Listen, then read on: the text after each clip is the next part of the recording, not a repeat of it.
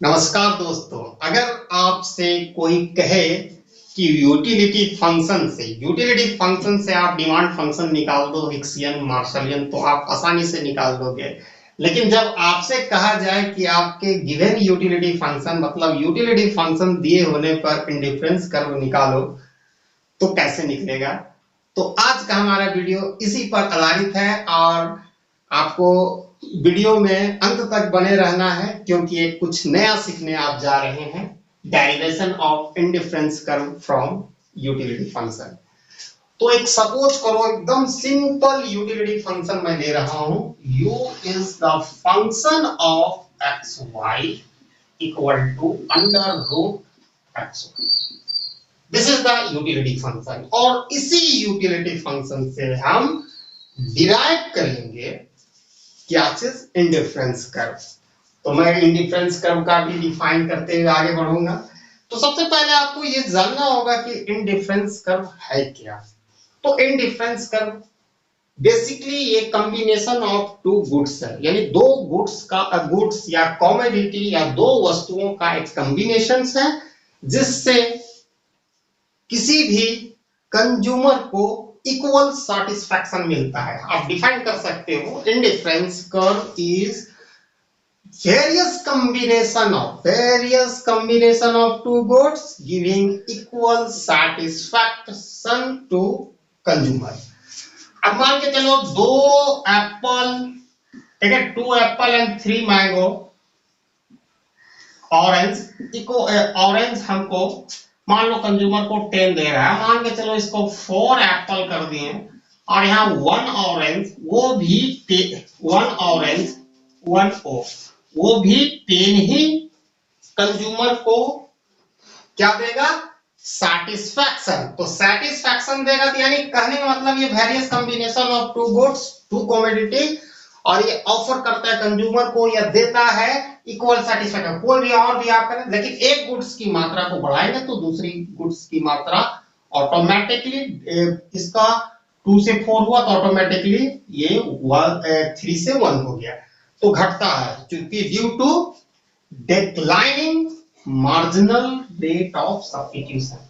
ठीक है, तो आप ये सीख गए हो कि किसी भी कोई भी कॉम्बिनेशन कंज्यूमर को इक्वल या सैटिस्फैक्शन देगा। अब u इक्वल टू हम सपोज करते हैं 10 मान लिए भाई, तो इसको हम यूटिलिटी यहां फिक्स्ड कर दिए हैं, तो 10 equal to under root x Y.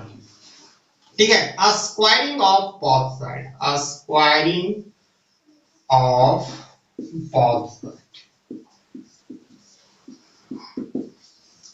Squaring of both side हम करेंगे तो ये क्या हो जाएगा, 10 का स्क्वायर, और ये होगा square under root x y. ठीक है, तो हम लोग जानते हैं 10 का करेंगे तो 100 होगा, 2 बार 10 को मल्टीप्लाई कर दो 10 से। अब इसका x y to the power under root का वैल्यू क्या होता है, 1/2। किसी भी चीज का अंडर रूट होगा तो 1/2 होता है, और लॉ ऑफ इंडिसेस में आप ये जानते हो a to the power m and whole power n, तो होता है a to the power mn। तो उसी हिसाब से हम तो इसको स्क्वायर भी किए हैं, तो आराम से इसका हम समझ में आ गया। ठीक है, 100 equal to x y 1/2 into 2 to 2 cancel, and 100 equal to x y. Okay, अब यहां पर आपको आसानी से आप सॉल्व कर सकते हो। y के लिए सॉल्व करो तो y इज ऑब्वियसली होगा, क्या होगा, 100/x। ठीक है, एक ये हमारा एक रिलेशन बन गया। अब एक ग्राफ को हम करेंगे, एक तरफ x रखते हैं y। अगर हम 3 ही लेंगे, ज्यादा वीडियो को लंबा नहीं करना चाहते हैं, और ऐसा लेंगे हम नंबर x का जो 100 से इजीली डिविजिबल हो। हम 5 लेते हैं, तो 5 यहां बैठाएंगे तो 25 का 100 यानी 20y का वैल्यू होगा। अगर हम 20 बैठाते हैं, 10 बैठाएंगे तो 10 ही होगा। ठीक है, 10 हम x का वैल्यू बैठाते हैं तो ये भी 10 होगा। ठीक है, 20 बैठाएंगे तो 5 होगा, आप देखते हो 25, 10 बैठाएंगे तो 10 ही होगा। और आप 50 भी ले सकते हो, 50 लास्ट हम ले रहे हैं, 50 बैठाएंगे तो 2 हो जाएगा।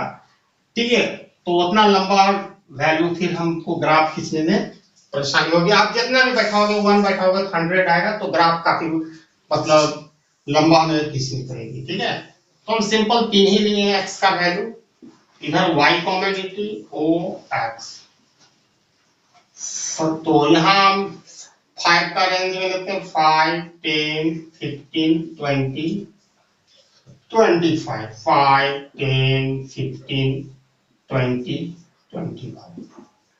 ठीक है, इधर 5, 10, 20, 15, 25, 5, 10, 15, 20, 25। अब ये ग्राफ बन गया आपका, इसको प्लॉट कर देना यानी ट्रांसलेट कर देना इस टेबल को ग्राफ में। तो x का वैल्यू हम 5 लेते हैं तो ये 20 आता है, इस पॉइंट पर आ रहा है। ठीक है, तो यहां से यहां लेंगे, 10 बैठाते हैं तो इसका भी वैल्यू 10 आ रहा है, तो यहां हो गया। ये पॉइंट A मान लो, इसको B मान लेते हैं, और जब 20 बैठा रहे हैं x का वैल्यू तो इसका आता है 5, इस तरह कुछ C आ गया। ये पॉइंट ए बी सी को आप मिला दोगे, एक इंडिफरेंस कर्व बनेगा, इसी को इंडिफरेंस कर्व कहते हैं। ठीक है, और किसी भी पॉइंट ए बी सी पर कंज्यूमर को इक्वल सेटिस्फैक्शन मिलेगा, कितना के बराबर, ये IC 100 है, मतलब किसी भी पॉइंट पर इंडिफरेंस कर्व का कंज्यूमर को इक्वल सेटिस्फैक्शन मिलेगा। ठीक है, तो यहाँ पर इस वीडियो में तो हम इंडिफरेंस कर्व पर डिस्कस करने नहीं आए थे, यहाँ पर मैं आपको बेसिकली ये सिखाने आए थे कि यूटिलिटी फंक्शन देने पर इंडिफरेंस कर्व का कैसे कैलकुलेशन किया जाता है। And I hope this video will be extremely useful for you if you are seriously want to know how to derive indifference curve from utility function. And thanks for watching my video till end. Jai Hind.